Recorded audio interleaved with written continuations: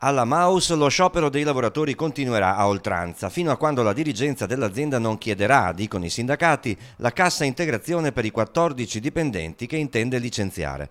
È quanto hanno deciso i lavoratori dopo il nulla di fatto in regione e l'assemblea odierna durata ben 4 ore. Noi siamo convinti e fermi nell'andare avanti, dobbiamo assolutamente avere risposte in merito alle prospettive di questa azienda e noi riteniamo insomma, che questa procedura di licenziamento debba in qualche misura essere ritirata, sospesa. Misure alternative, la cassa integrazione straordinaria darebbe la risposta ai lavoratori, fermo restando che chiaramente il tutto sta attorno alle prospettive di questa azienda, dove vogliono andare e per fare cosa.